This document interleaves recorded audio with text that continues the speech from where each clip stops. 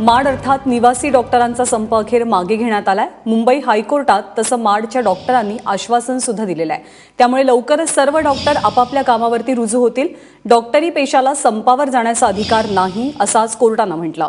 तसंच डॉक्टरांच्या मागण्यांसंदर्भात सरकारच्या कामाचाही वेळोवेळी आढावा घेऊ असंही कोर्टानं नमूद केलेलं आहे। तसंच मारहाणीच्या घटना घडू नयेत यासाठी रुग्णासोबत हॉस्पिटलमध्ये केवळ 2च नातलगांना थांबू द्या अशी सूचना सुद्धा आज कोर्टानं केली आहे।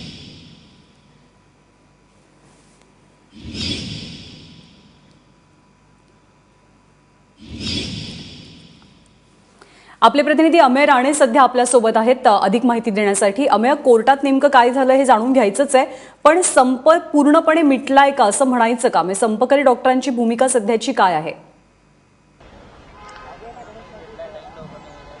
ज्ञानदा, हायकोर्टाने जेव्हा डॉक्टरांचे प्रतिनिधी, त्यांचे अध्यक्ष, चिटणीस हे सगळे पदाधिकारी जे आहेत मडचे ते हायकोर्टात उपस्थित होते, त्यांना मुख्य न्यायमूर्ती मंजुळा छेल्लूर यांनी पुढे बोलावून घेतलं आणि त्यांच्याशी बोलल्या त्या डॉक्टरांना, प्रतिनिधींना त्यांनी तुम्ही जी शपथ घेता त्याची आठवण करून दिली। त्याचबरोबर तुम्हाला संपावर जाण्याचा अधिकार नाही हे सांगितलं। तुम्हाला ज्या ज्या नोटिसा इश्यू केलेल्या आहेत राज्य सरकारने किंवा पालिकेने, आम्ही त्या त्यांना मागे घ्यायला लावू, मात्र तुम्ही ताबडतोब तुमचा संप जो आहे तो मागे घ्या आणि कामावर रुजू व्हा। त्यावर त्यांनी आश्वासन दिलेलं आहे मुख्य न्यायमूर्तींना भर कोर्टात की आम्ही आमचा संप ताबडतोब मागे घेतोय। त्यामुळे डॉक्टरांचा संप हा आता मागे घेतलेला आहे असं त्यांनी हायकोर्टात जाहीर केलेलं आहे। ज्ञानदा, खरं तर काही ठिकाणी अजूनही डॉक्टर आपल्या संपावरती ठाम आहेत। आज कोर्टामध्ये नेमकं काय काय घडलं, माडनं आपली भूमिका कशी मांडली? कोर्टात आज जेव्हा सुनावणीला सुरुवात झाली तेव्हा अनेक ज्या याचिका आहेत त्यावरची ही सुनावणी होती। अफाक मांडविया यांच्यातर्फे अॅडव्होकेट दत्ता माने यांनी युक्तिवाद केला। दत्ता माने आपल्यासोबत स्वतः आहेत। याचिकाकर्त्यांच्या तर्फे तुम्ही सुरुवातीपासून हा विषय लावून धरलेला आहे। आज नेमकं कोर्टात काय झालं, महाधिवक्ता रोहित देव हे सुद्धा उपस्थित होते। राज्य सरकारची काय भूमिका होती, माडने काय पक्ष ठेवला आणि याचिकाकर्ते म्हणून तुम्ही कशी बाजू मांडली?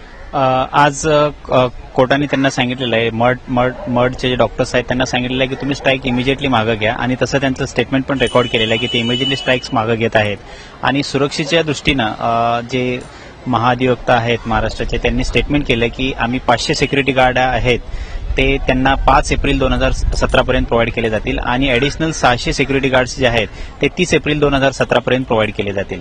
त्याचबरोबर आता दर 15 दिवसांनी हायकोर्टात या संदर्भातली या याचिकाची सुनावणी होणार आहे, जेणेकरून राज्य सरकार त्यांनी दिलेली आश्वासनं पूर्ण करते का, डॉक्टरांच्या आणखी काही समस्या आहेत का, किंवा ते पुन्हा संपाचं हत्यार उपसतात की नाही यावर लक्ष ठेवता येईल। एक्झॅक्टली, कोर्ट हे मॅटर आहे ते प्रत्येक 15 दिवसांना ठेवणार आहेत की सिक्युरिटी सिच्युएशन डॉक्टर लोकांची काय आहे त्याचा आढावा घेण्यासाठी प्रत्येक 15 दिवसांनी हे मॅटर पोस्ट केले जाणार आहे कोर्टाच्या पुढे। तर यानंतर आपण बघितलं की दर 15 दिवसांनी आता या याचिकेची सुनावणी होणार आहे। त्याचबरोबर आणखीन काही मुद्दे हायकोर्टाने स्वतःहून उपस्थित केले। निवासी डॉक्टरांच्या राहण्याची म्हणजे त्यांच्या वसतिगृहाची जी भयान अवस्था आहे त्यावर देखील हायकोर्टाने बोट ठेवलं की डॉक्टरांना तुम्ही चांगल्या सोयी उपलब्ध करून द्या, कारण की अनेकदा कधी कधी 24 तास देखील हे डॉक्टर रुग्णांच्या सेवेत असतात। त्यामुळे त्यांची तब्येत आणि त्यांची प्रकृती आहे ती उत्तम राहणं गरजेचं आहे। त्यामुळे त्यांना देखील सोयी सुविधा द्या, त्यांच्या सुरक्षेच्या उपाययोजना करा, जेणेकरून त्यांना अशा प्रकारे आंदोलन करण्याची पुन्हा वेळ येऊ नये।